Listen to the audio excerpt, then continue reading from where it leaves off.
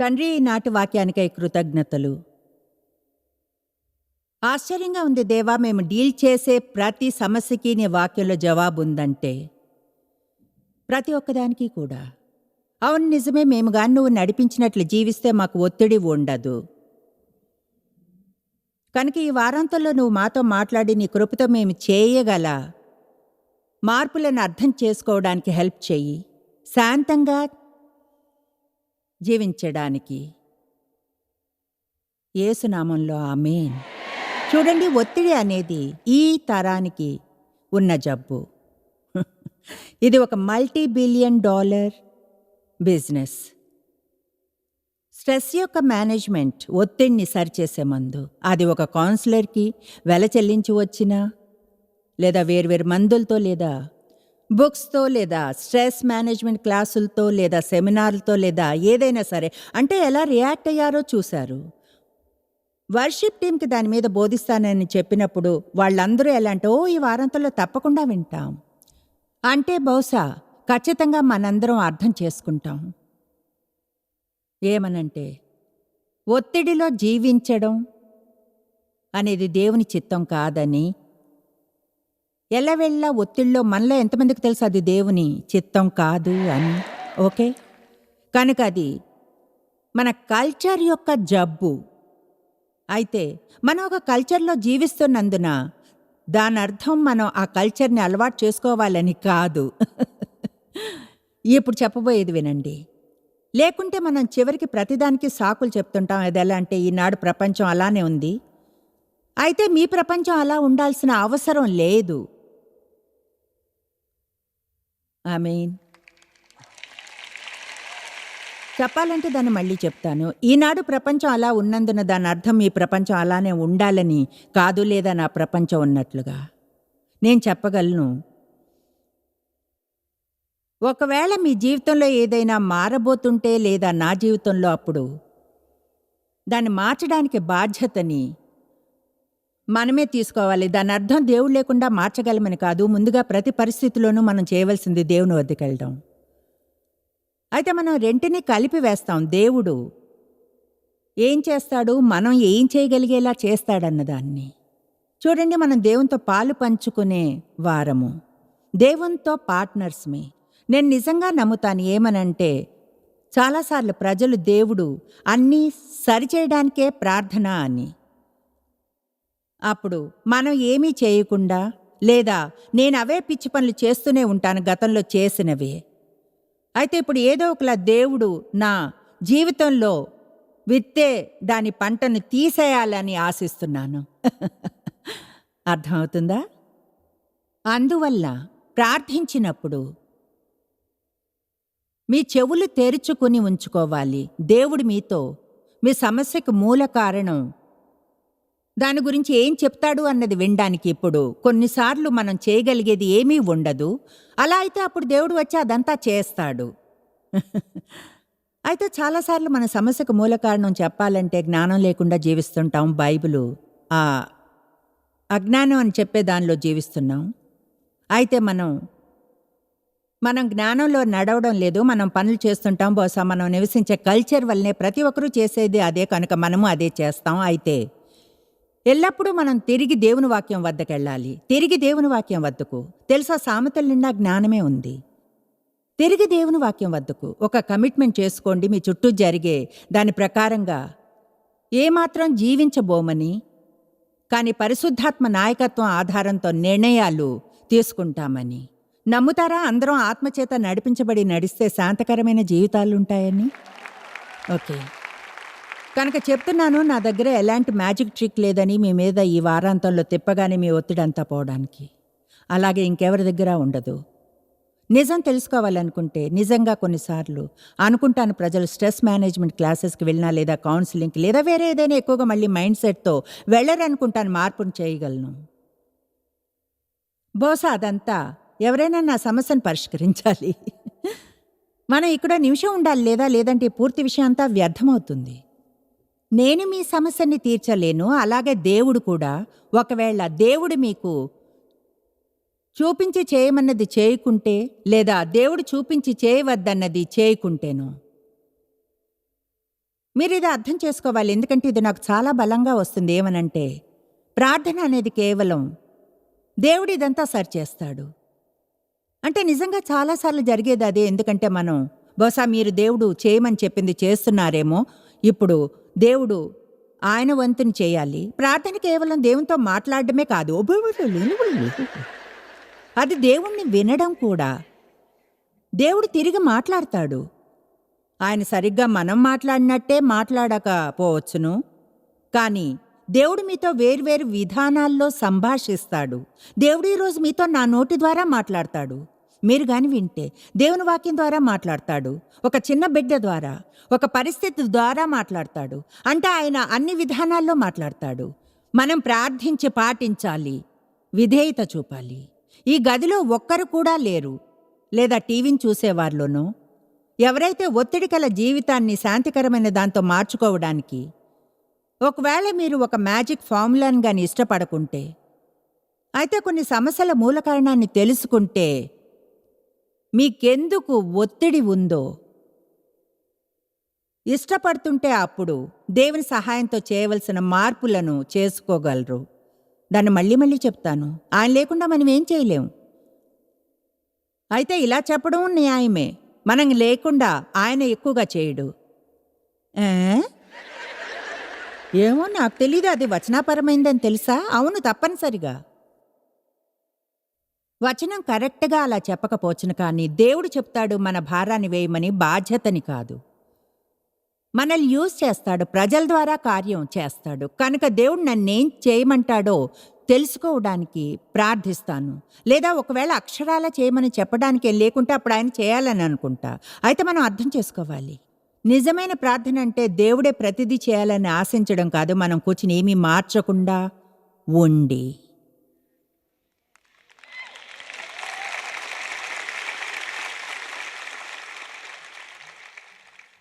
ఒత్తిడి మన చుట్టూ ఉంది, చెప్పాలంటే తక్కువయ్యే ఛాన్సే లేదు. కనుక మన ఎంపిక ఏమిటి? చూడండి, చాలా కాలం వరకు నేను నా చుట్టూ ఉన్న ప్రతిదీ మార్చడానికి చూసా. బహుశా మీరు ఇప్పుడు ఆ చోటనే ఉన్నారేమో. చూడండి, మీరు అది చేయడం మానేస్తే శాంతి ఉంటుంది, మీరు అది చేయడం మానేస్తే నాకు శాంతి ఉంటుంది. మీరు ఇది చేయడం ఆరంభిస్తే శాంతంగా ఉంటాను. నాకు ఇంకా ఎక్కువ డబ్బుంటే శాంతంగా ఉంటాను. నాకు ఇంకా మంచి బాస్ ఉంటే ఎల్లప్పుడూ ఇక్కడ ఇంకేదో ఉండేది. కమాన్ నా, ఎల్లప్పుడూ బయట ఇక్కడ ఏదో ఒకటి ఉండేది నాకు శాంతి లేకపోవడానికి కారణం. నిజంగా అదే అందరినీ తిరిగి ఏదైనా తోటకు తీసుకెళ్తుంది. చూడు, నువ్వు నాకిచ్చిన స్త్రీ, ఆమె దీన్ని నాకిచ్చింది.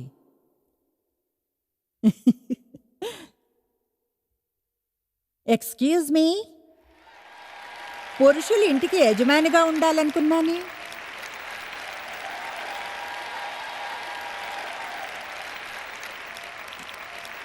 తోటకి యజమానిగా ఉండే సంగతి గురించి ఏమిటి? వెంటనే ఆరంభం అవ్వాలిగా.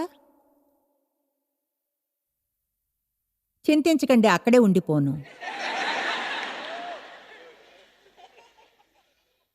మనం ఆ ఆలోచన నుంచి విడుదల కానంత వరకు చూడు, నేను తెలుసా నాకు కొంచెం శాంతి కావాలి, నువ్వు నా శాంతిని దొంగిలిస్తున్నావు. నా పరిస్థితులు మారితే మరింత శాంతిగా ఉంటుంది. మీ పరిస్థితులు ఓకే, నిరుత్సాహపరచను. చూడండి, మీ పరిస్థితులు మారవచ్చును, కానీ మీకు ఇంకేవో వస్తాయి.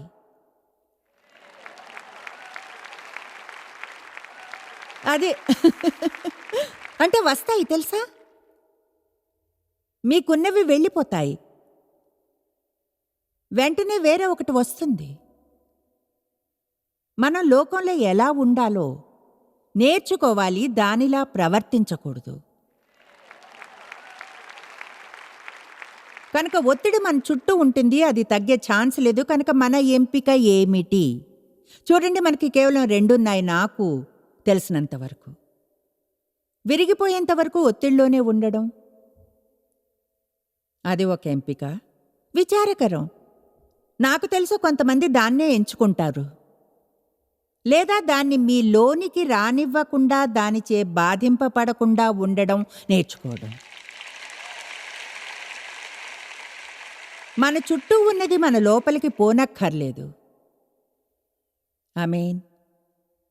శాంతి అనే దాన్ని నిమ్మళమైన మనస్సు అని వివరించారు. అండ్ బాయ్, నాకు అది ఇష్టమా? నిమ్మళమైన మనస్సు.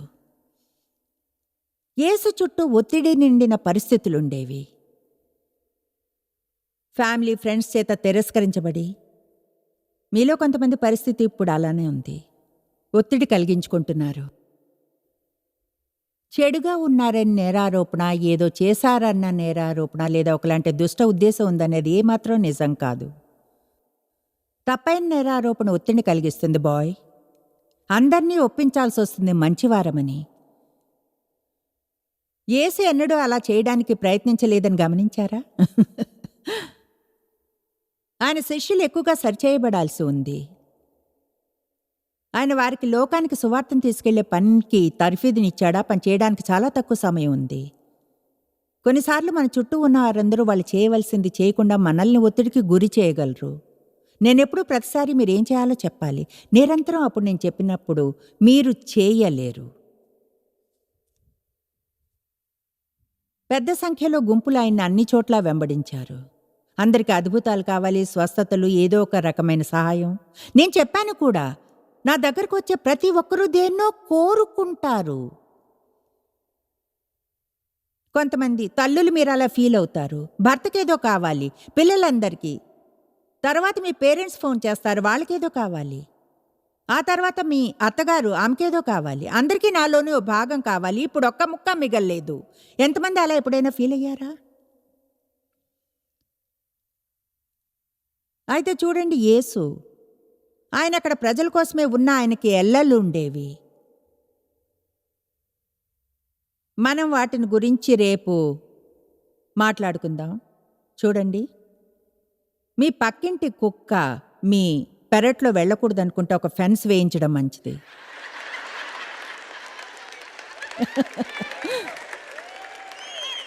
ఆమేన్. అంటే మనం మన జీవితాల చుట్టూ కొన్ని ఫెన్సుల్ని వేసుకుని ఇలా అనాలి, మీరు ఇంతవరకు వెళ్ళవచ్చు, దీనికంటే ముందుకు వెళ్ళలేరు.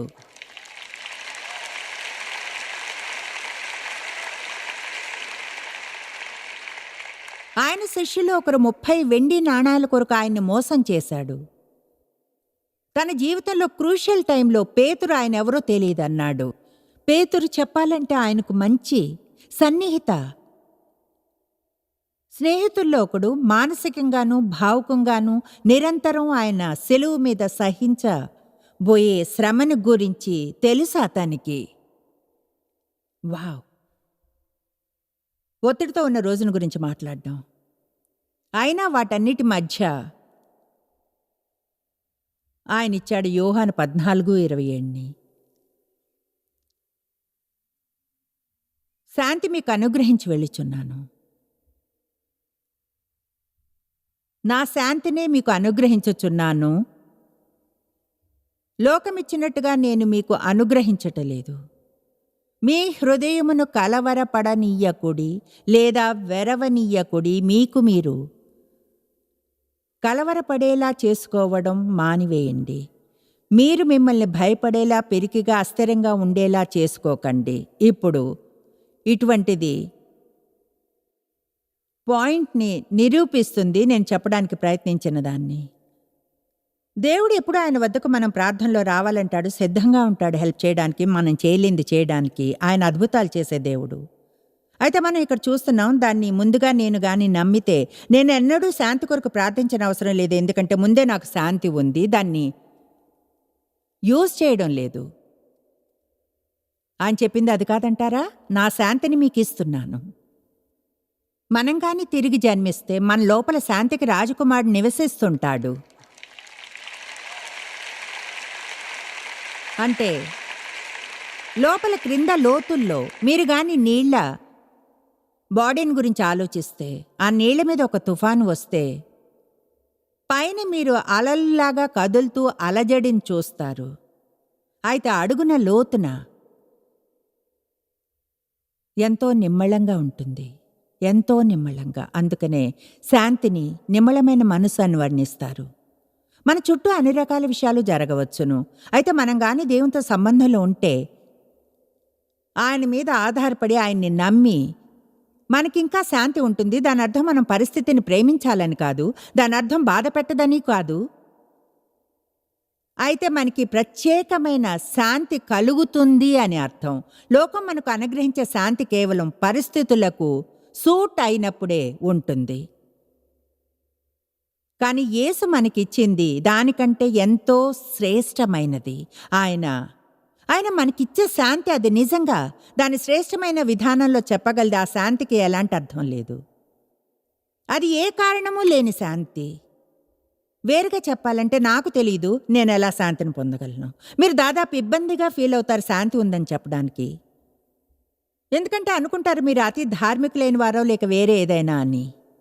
అయితే నిజాయితీగా మీరు అత్యంత క్లిష్టమైన పరిస్థితిలోనూ శాంతిని పొందగలరు ఒకవేళ మీకు గాని దేవునితో లోతైన సంబంధం ఉంటే. చెప్తున్నాను, బహుశా మనకు నేను ప్రేమగా పిలిచే లోతైన బోధన అనేది కావాలి. ఆమేన్. ఈ వారంలో దాని గురించి ఆలోచించా. ఎన్నో వేరే విషయాల గురించి. ఎలా ఏళ్ల క్రితం ఇలా పిలువబడే సభలు ఉండేవో, లోతైన జీవితం సభలు. మనకు అలాంటివి ఇంకా కొన్ని కావాలి. లూకా 5వ అధ్యాయంలో యేసు అన్నాడు, లోతునికి వెళ్ళి వలలు వేసి చేపలు పట్టండి. కనుక మనం మనసులకు బయట ఎలా జీవించాలో నేర్చుకోవాలి, మన ఆత్మలకు బయట. అంతేకాని మన చుట్టూ జరిగే ప్రతిదాని ప్రకారంగా ప్రతిస్పందించడం కాదు. చూడండి, అది ఎలా చేయాలో నాకు తెలీదు, బోధిస్తూ ఉండండి సిస్టర్. ఓకే, సరే. శాంతికి మీరేం విలువనిస్తారు? దీని నుంచి మీరు అంతగా ఏమీ పొందలేరు ఒకవేళ మీరు కానీ నిర్ణయించుకోకుంటే. ఏమనంటే మీకున్న అత్యంత విలువైన వాటిల్లో బహుశా శాంతి ఒకటన్ని. దేవుని ప్రేమ సరిగ్గా పైన ఉంటుంది. దేవుని యొక్క కృప అద్భుతమైంది. అయితే చూడండి, ఈ శాంతి అది చాలా ముఖ్యమైంది. మిమ్మల్ని ఒక ప్రశ్న అడుగుతాను. పడక మీద నుంచి లేవడంలో అర్థం ఏముంది? ఒకవేళ లేచాక రోజంతా అప్సెట్ అయి ఉంటే?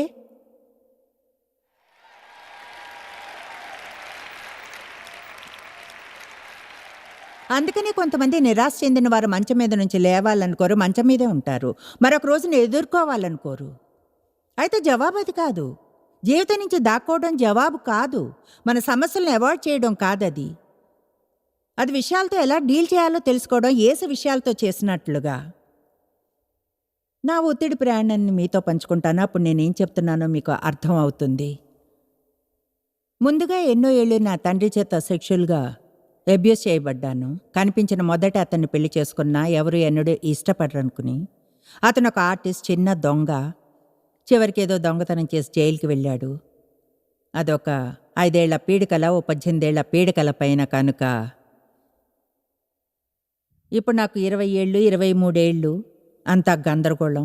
చూడండి, అంతా ఆశ్చర్యం. బయటకు చూడ్డానికి ఎంతమంది బాగుంటారో కానీ బాయ్ గందరగోళంలో ఉంటారు. ఆమేన్. అయితే బహుశా వాళ్ళు నాకు ఈ పదాన్ని అంటించారు, డిస్ఫంక్షన్. తెలుసా? చూడండి, అందుకనే అంతగా దేవుని వాక్యం గురించి మూలంగా ఉంటాను. నన్ను మార్చింది వాక్యమే. కేవలం దాన్ని చదవడమే కాదు, కానీ దాన్ని స్వీకరించడం, ప్రేమించడం, విధేయత చూపడం, ఇదంతా 40 ఏళ్ల ప్రయాణం. అయితే ఏమిటో చెప్తాను. దేవుని వాక్యం మీ జీవితంలో కార్యం చేస్తుంది ఒకవేళ అది చేయమని చెప్పింది మీరు గాని చేస్తే. నాకు ఆ చూపులొద్దు, చేయలేను అనేవి. ఎందుకంటే దేవుడు చేయమని చెప్పింది ఏదైనా సరే చేయడానికి ఆయన సామర్థ్యాన్ని ఇస్తాడు, మీరు ఇష్టం చూపితే. కనుక నేను చింతించాను. నాలో అంత భయం, కోపంగా ఉండేదాన్ని, అభద్రతాభావం. విలువను వెతకాలనుకున్నాను. నా గురించి మంచిగా ఫీల్ అవ్వలేదు కనుక నా పనిలో విలువను వెతికాను, నా సాధనలో. కనుక చచ్చే వరకు పనిచేస్తుండేదాన్ని. ఎవరైనా అక్కడికి వెళ్ళారా? అలా చేశారా? ఆమేన్.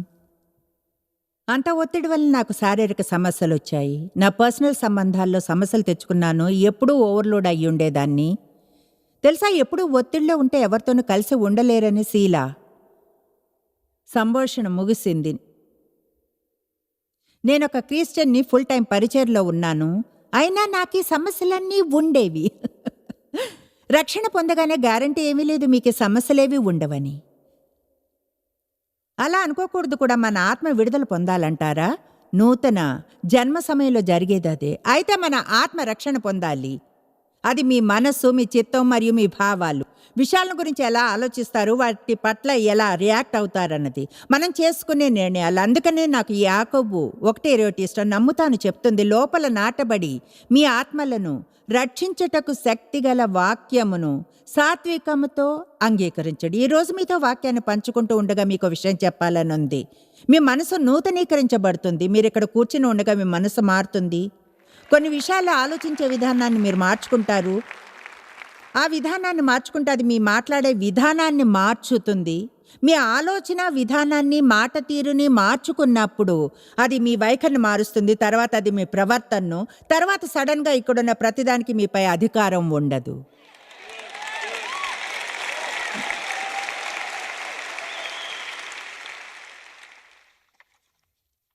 ఎన్నో ఏళ్ల బాధ తరువాత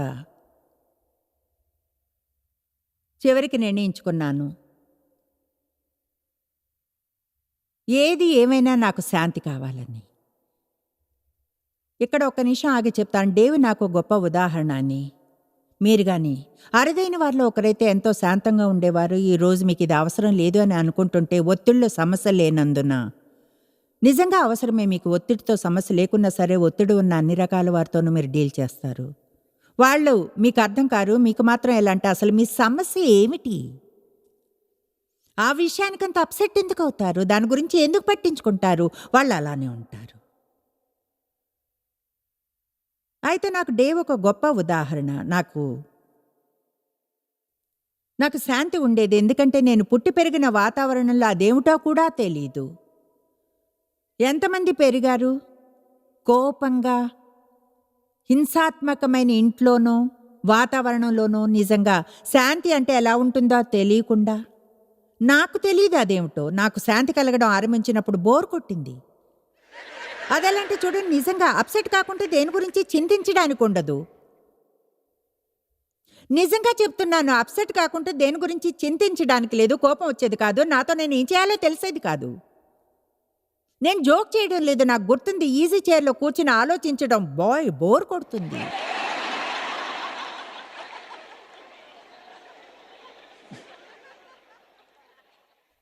కనుక ఈ సందేశాన్ని అనుసరిస్తే కొంచెం కల్చర్ షాక్ నుంచి వెళ్లాల్సి వస్తుంది. నిర్ణయించుకున్నాను, డేవ్కి గానుంటే నాకు ఉండాలని. ఎవరికైనా శాంతి ఉంటే నాకు కూడా కావాలి. కనుక నేను ఓ నిర్ణయం తీసుకున్నాను. ఈరోజు నేను వేరేమీ చేయకుండా నిర్ణయం తీసుకునే పాయింట్కి తెస్తాను. మీరు ఒక నిర్ణయాన్ని తీసుకోవాలి. ఏమనంటే, దానికి ఏం చేసినా సరే, కమాన్, దానికి ఏం చేయాల్సినా సరే, మీరు మాత్రం దీన్ని మీ లోపల ఒక బండలా వేయాలనుంది. ఏం చేయవలసి వచ్చినా సరే నేను శాంతంగా ఉంటాను అని. ప్రజలకి ఇప్పుడు తమ జీవితాల్లో ఉన్న గందరగోళాల్లో కొన్ని మీకు అసలు ఉండవు. మీరు కానీ శాంతిని వెంటాడి ఉంటే మనసును అనుసరించండి. 1 పేతురు 3:11. చెడ్డదాన్ని పలక్కుండా తన నాలుకను, కపటపు మాటలు చెప్పకుండా తన పెదవులను కాచుకొనవలను. అతడు కీడు నుండి తొలగి మేలు చేయవలను, దాన్ని వెంటాడవలను. ఊరికనే దేవునితో శాంతిగల సంబంధాలను కోరుకోకండి, మీ సహచరులతోనూ మీతోనూ కానీ వెంటాడి వారి వెనుక వెళ్ళండి. ఇప్పుడు ఆ వచనం నాకెంతో సహాయం చేసింది. ఎందుకంటే చూడండి, చివరికి నేను తెలుసుకున్నాను, కేవలం ఇలా అంటేనే శాంతిని పొందలేము. నువ్వు దేవా నాకు శాంతినివ్వు, ఓ దేవా నాకు శాంతినివ్వు, దేవా ప్లీజ్ నాకు శాంతినివ్వు, శాంతిని. చూడండి, శాంతి కొరకు ప్రార్థిస్తున్నా, కానీ శాంతంగా ఫీల్ కాలేదు. నా కోసం మీరు శాంతి కొరకు ప్రార్థిస్తారా? సరే, మీ కళ్ళు తెరుచుకోవాలని మీకోసం ప్రార్థిస్తాను. అలాగే మీరు గుర్తించాలని, మీకు ఎప్పటికీ అవసరమైన శాంతి అంతా కూడా మీ లోపల నివసిస్తుందని. ఒకవేళ ఆయన్ని మీరు లేవనిస్తే ఆమేన్. తెలుసా, చాలా సంవత్సరాలు, చాలా ఏళ్ళు పట్టింది దీన్ని అర్థం చేసుకోవడానికి. కొన్నిసార్లు తప్పుగా ప్రార్థిస్తాం. మనకు ముందే ఉన్న వాటికై ప్రార్థిస్తాం, ఉన్న వాటిని యూజ్ చేసుకోకుండా. కనుక అది ఒకలా ఇలా ఉంటుంది. డేవ్కి నాకు మధ్య ఓ సంభాషణ అది పెద్దదవుతుంది. ఎంతమందికి తెలుసు సంభాషణ స్థాయి పైకి లేస్తే అర్థం ఏమిటో? ఓకే, సరే చూడండి, ఒకలా అది వార్నింగ్ సైన్. అదెలా అంటే అక్కడికి వెళ్ళాను, చేశాను. అందువలన ఈ వైపు నుంచి నా వైపుకేదో వస్తుంది, అయితే నాలో ఏదో పైకి లేస్తుంది. ఇంకా తెలుసా, కొన్నిసార్లు నాకైతే అది ఇలాంటి చిన్నదైనా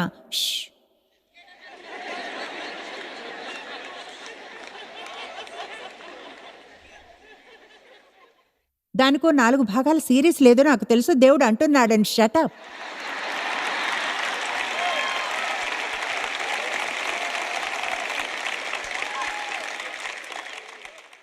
నాకు నోరు మూసుకోవాలని లేదు. ఇలా అనుకుంటాను, నువ్వే రైట్ అని నిన్ను నేను అనుకోనివ్వని తెలుసా. నాకు తెలుసు తప్పు నీదే అని, కనుక ఇక చూసుకో.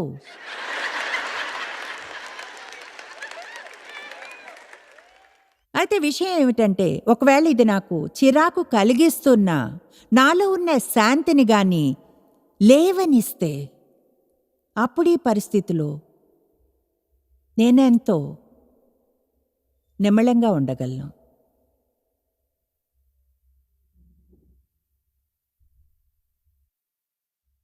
కనుక నేను శాంతి లేకుండా బ్రతకలేను అని నిర్ణయించుకున్నప్పుడు నేను చేసిన మొదటి పని, ఇది మీకు మొదటిదే అవుతుంది, నా శాంతి దొంగిలించే వారిపై గమనాన్ని ఉంచడం ఆరంభించి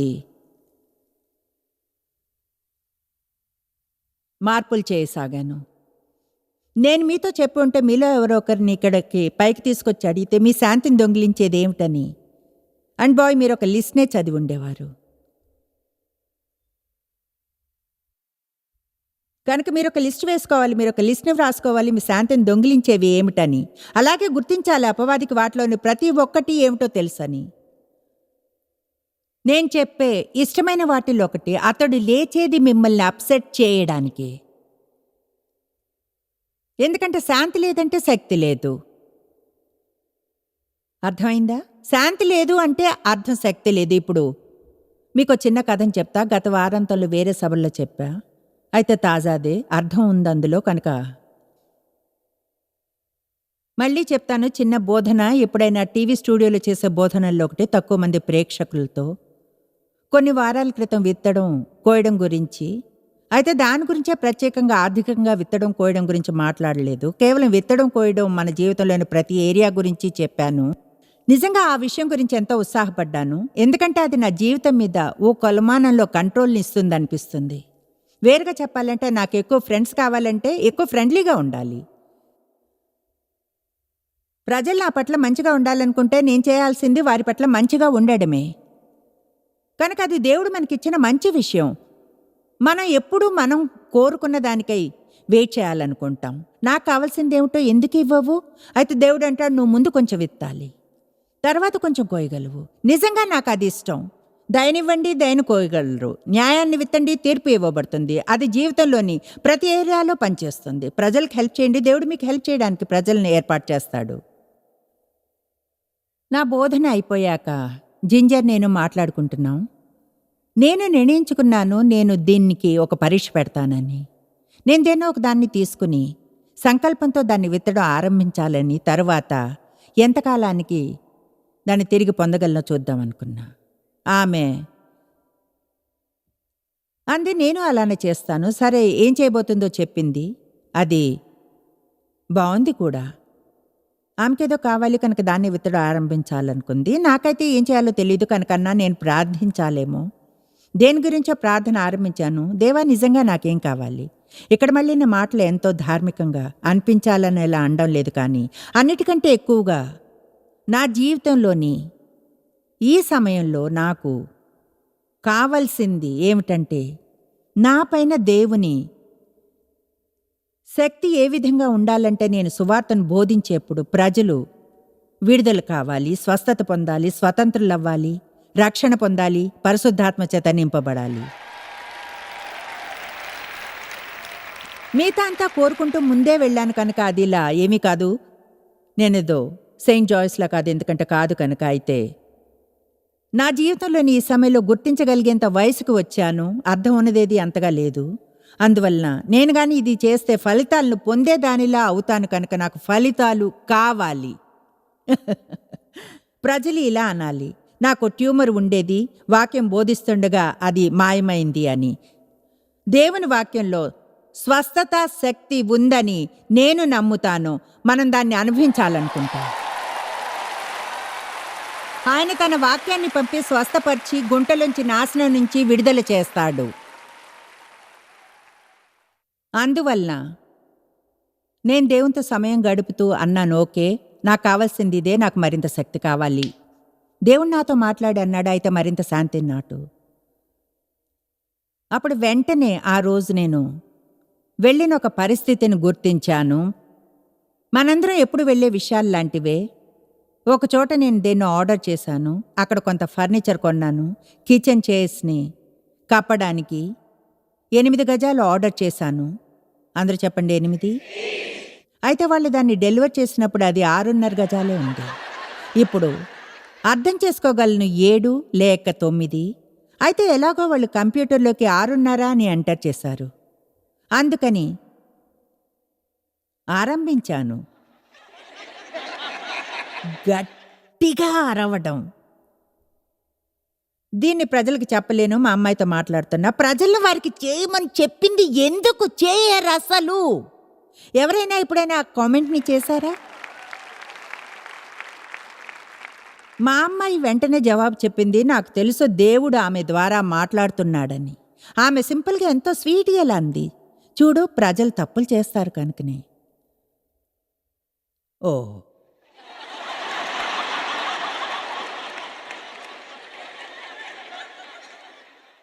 చూడండి, అవును బహుశా చేస్తారు. ఒకవేళ నేను గాని దాంతో మామూలు రోజులా ఉంటే కనీసం 5-6 మందికి చెప్పుండేదాన్ని. కమాన్, మీరు అసలు నమ్మలేరు. అంతగా విసిగిపోయినాను, మీరు అసలు నమ్మరు. కనుక మనం ఇలానే చేస్తాం, మనకు మనం చేసుకుంటాం. అదెలా అంటే, నేను అతిశయపడినట్లే 6.5 గజాలు ఏ విధంగానే 8గా మారబోదు. ఆ సమయంలో నేను ఏం చేసినా సరే నా దగ్గర 6.5 గజాల మెటీరియల్ ఉంది, నాకేమో 8 కావాలి. కనుక నేను చేయగలిగిందంతా మళ్ళీ ఆర్డర్ చేసి దానికోసం వెయిట్ చేయడమే.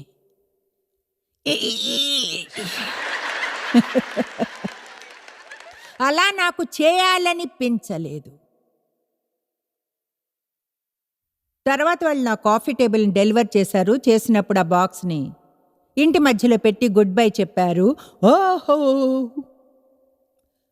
ఆగండి, మీరు దీన్ని ఫిక్స్ చేయరా? మేము చెయ్యం. మీరు చేయకపోతే మరి ఎవరు చేస్తారు? థ్యాంక్ గాడ్ ఇంట్లో లేను. ఆ రోజు భలే ఉండేది. ఉంటే మా అమ్మాయి అంతా చూసుకుంటుంది. ఆ మంది కాదు, మీరే తీసి దీన్ని ఫిక్స్ చేయాలి, మాకు దీన్ని ఎలా చేయాలో తెలియదు, పెద్ద కథని చిన్నది చేస్తూ అన్ని భాగాలు అందులో లేవు, ఏదో డెంట్ చేయబడింది, వేరే ఏదోగా ఉంది. వాళ్ళు తిరిగి తీసుకెళ్లారు. ఇప్పుడు దానికోసం వెయిట్ చేస్తున్నాం. ఆ పరిస్థితి నా మనసులోకి వచ్చింది ఎప్పుడైతే శాంతిని విత్తు శక్తిని పొందు అని విన్నానో పూర్ణ మనస్సుతో నమ్ముతాను. అందరూ ఏ తుఫానుకైతే భయపడ్డారో యేసు నిమ్మళింపజేయడానికున్న కారణం ఆయన లోపల శాంతి ఉంది. మీకు లేనిదాన్ని మీరు ఇవ్వలేరు. కమాన్, మీకు లేనిదాన్ని మీరు ఇవ్వలేరు.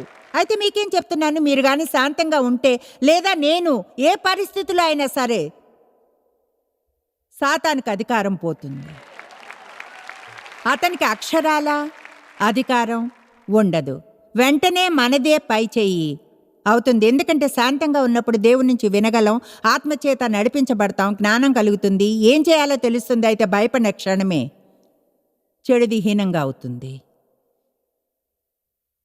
నా శాంతిని దొంగిలించే కొన్ని ఏమిటి? కొన్నిటిని గుర్తిస్తారు, ఖచ్చితంగా తెలుసు. శాంతిని విత్తడం, శక్తిని కోయడం గురించి నా చిన్న ఉదాహరణ మీకు అర్థమైందా? ఇతరులను సంతోషపరచడానికి కొన్నిటిని నేను అవును చెప్పడం నాకు ఇష్టం లేదు. బాయ్, అది కోపం తెప్పిస్తుందా?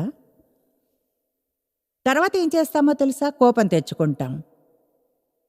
నో, కమాన్, మన జీవితాలను కంట్రోల్ చేస్తున్నందున వారిపై కోపం వస్తుంది.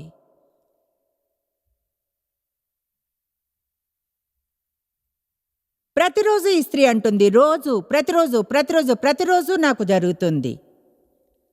అయితే కానీ ఇక్కడ దీని వినండి, అది కాదు, అది నాకు ప్రతిరోజు జరుగుతుంది, అది రోజు దాన్ని రాణిస్తున్నాను.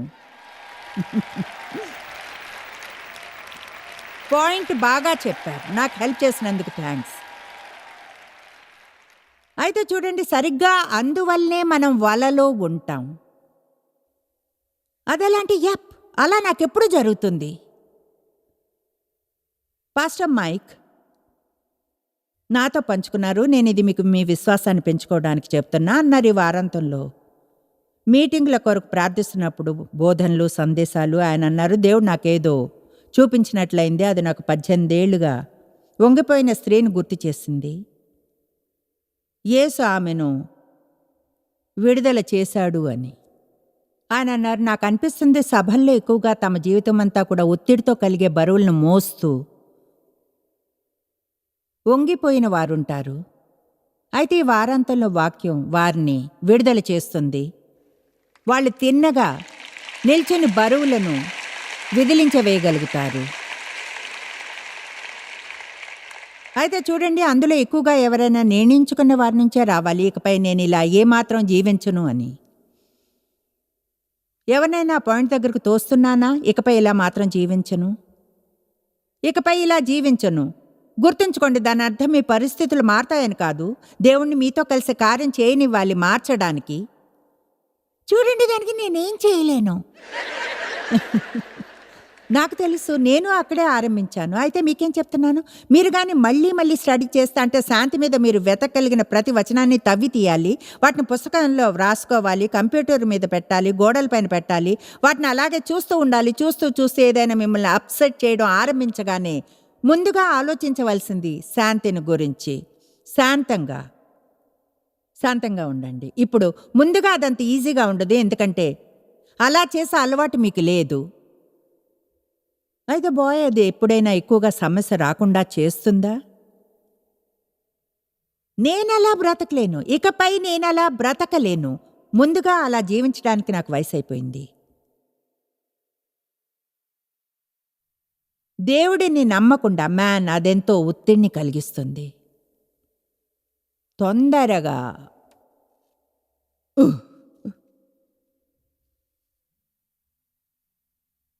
ఒకేసారి ఎన్నో విషయాలు జరగడం, ఎంతో సింపుల్గా ఉండే విషయాలను చిక్కులుగా చేయడం. మై గాష్, నాకు తెలుసు, ఒక సింపుల్ బార్బిక్యూని పీడకల్లా మార్చిన నా కథలు వినే ఉంటారు. అదెలా అంటే, నాకు తెలీదు నేను ఒక సింపుల్ భోజనాన్ని వండగలనని. నాకు అవసరమైన దానికంటే ఎంతో ఎక్కువ కావాలి. మా అమ్మాయి ఇంటికి ఓ బార్బెక్యూ కోసం వెళితే ఆమె దగ్గర 3 ఉన్నాయి: మీట్, సాలెడ్, బీన్స్.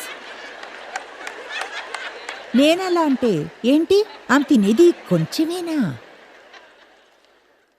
అయితే కొన్నిసార్లు అక్కడున్నంతలో చాలా వరకు ఉండవు. అప్పుడు నేను, సరిపోతుంది అనుకుంటున్నావా? ఆమె అంటుంది, చూడ అయిపోయింది.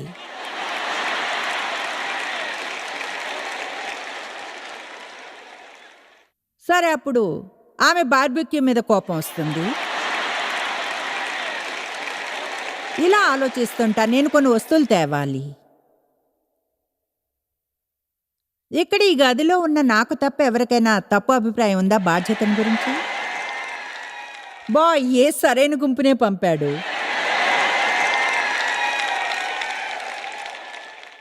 మీకో విషయం చెప్తాను, మీ సమస్యలు తీర్చడానికి హెల్ప్ చేయడం నాకు ఇష్టమే. సలహాలను ఇవ్వాలన్నా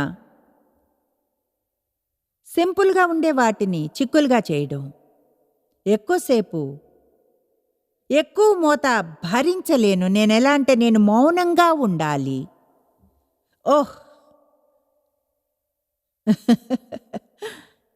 ఎప్పుడు చూడు వాళ్ళ చుట్టూ ఏదో ఒకటి జరిగేవాళ్ళు నాకు వద్దు.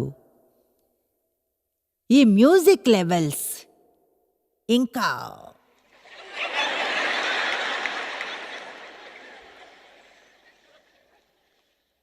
ఎక్కువగా మాట్లాడినా అప్సెట్ అవుతాను, ఎక్కువగా మాట్లాడితే నేనుగా అప్సెట్ అవుతాను. మీరెలా చేస్తారా? మీరేం చెప్తున్నారో తెలియనంత వరకు మాట్లాడతారా?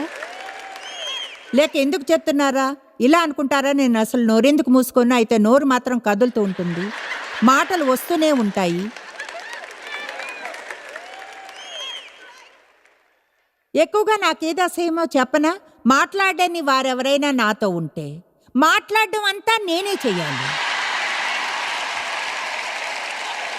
అలాంటి వారితో ఉంటే ఎంతో ఒత్తిడి కలుగుతుంది. అయితే అలా ఉండాల్సిన అవసరం లేదు, మౌనంగా ఉండి ఆనందించగలను.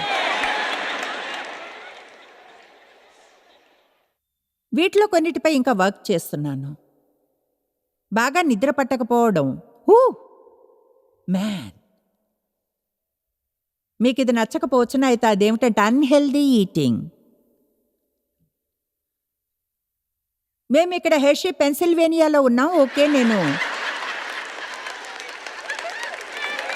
ఒక తల్లిగా నేను మీకు వీలైనంతగా ఇవ్వగల శ్రేష్టమైన సలహా ఒకటి ఇస్తాను.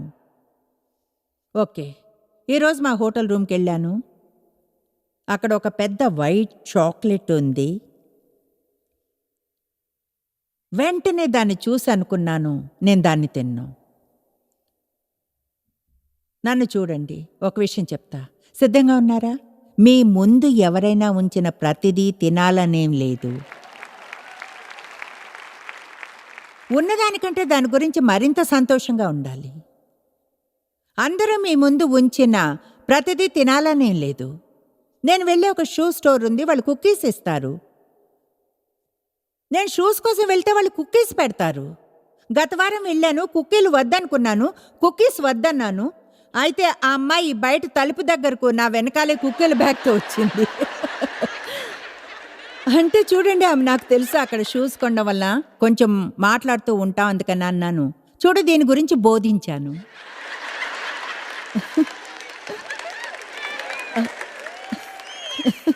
నేను ఇక్కడికి షూస్ కొనడానికి వచ్చాను, కుక్కీల్ని కాదు. నన్ను పోషించకండి. మీరు కూర్చుని ప్రజలు కుక్కీలు తినడం చూడవచ్చును. కుక్కీలు తినడం, కుక్కీస్ని తినడం అవి అక్కడున్నాయి. కుక్కీల్ని తినండి. నన్ను కుక్కీల్ని ఇంటికి తీసుకెళ్ళమంటున్నారు. కమాన్, కొన్ని హద్దులను ఉంచుకోండి.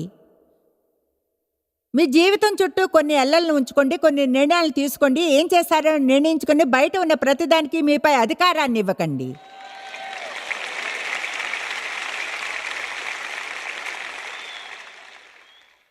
విషయాల్లో తలదూర్చకుండా దూరంగా ఉండాల్సింది బాయ్. నా శాంతిని దొంగిలించే పెద్ద విషయం అది. గతవారం బైబిల్లో మళ్ళీ చదివాను, నీ పని నువ్వు చూసుకో. బుద్ధిహీనుడు ఒకడు తనకు సమస్య ఉందని గుర్తించినా దాని గురించి ఏమీ చేయాలనుకోడు. ఒకటి చెప్పనా, ఎవరో ఒకరు మీ ఒత్తిడిని తీసేస్తారని వెయిట్ చేయకూడదు. మిమ్మల్ని అభినందిస్తున్నాను, ఏం బోధిస్తున్నానో తెలిసినప్పుడు మీ ప్రవర్తన చూసి అందరూ ఇలా అన్నట్లుంది, వావ్.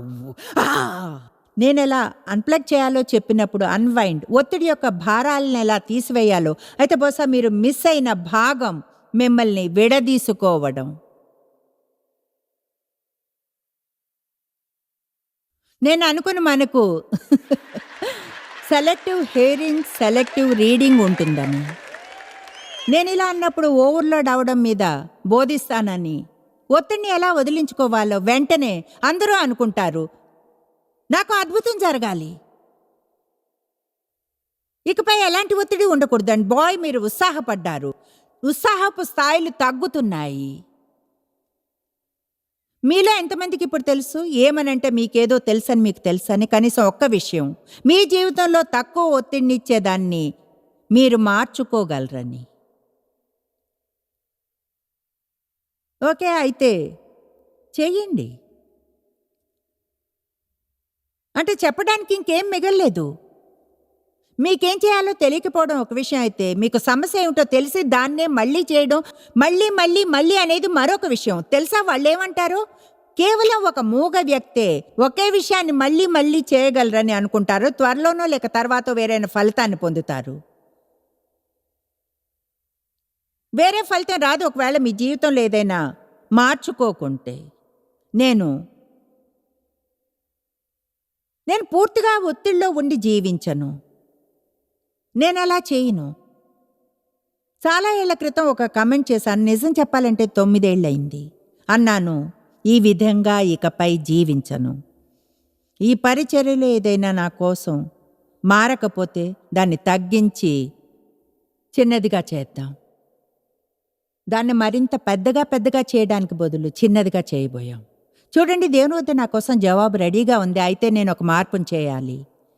అదేమిటంటే, మా ఇద్దరబ్బాయిలను మేము ప్రపంచంలో ఎవరు కోరుకుంటారు? ఏం చేయాలో పిల్లలు చెప్పడం అనేది. మా ఇద్దరబ్బాయిలు పరిచర్య యొక్క రోజువారీ పనులను చూసుకొనివ్వాలి. మీకు విషయం చెప్తాను. వాళ్ళు నేను చేసినప్పటికంటే ఎంతో మంచిగా చేశారు. అయితే నేను చేసినట్లుగా చేయలేదు. చెప్పాలంటే అది చూడ్డం కష్టమైందంటారా? మీరు పాయింట్కి వచ్చినప్పుడు చెప్పేది వినండి. మీరిలా అనే పాయింట్కి వచ్చినప్పుడు ఇకపై ఇలా జీవించను, నేను ఈ విధంగా ఇకపై జీవించను అని దేవుడు మీరు చేయాల్సినవి చూపిస్తాడు. అయితే అప్పుడు మీరే ఇలా అనాల్సి ఉంటుంది, నేను దీన్ని చేస్తాను. చూడండి, మీరు ఓవర్లోడ్ అయ్యి ఒత్తిడిలో ఉండనవసరం లేదు. నిజం చెప్పాలంటే సవాలు చేయాలి. శాంతి పొందడానికి ఏవైనా చేయగలమని.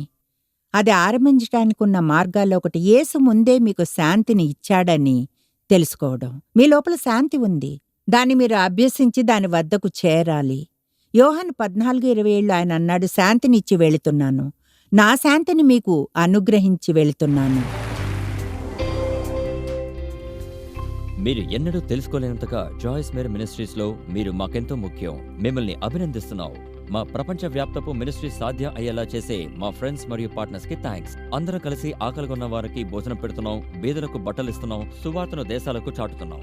మమ్మల్ని కాంటాక్ట్ చేయండి లేదా joycemeer.orgని ఈ రోజే విజిట్ చేయండి. మీ ప్రార్థన విన్నపాలను కొరకు అలాగే మరిన్ని సాధనాలను గురించి తెలుసుకోండి.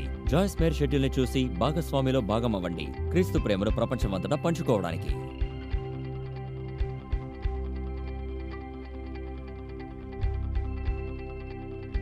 ఈ programme Joyce Meyer ministries partners మరియు ఫ్రెండ్స్ ద్వారా స్పాన్సర్ చేయబడింది.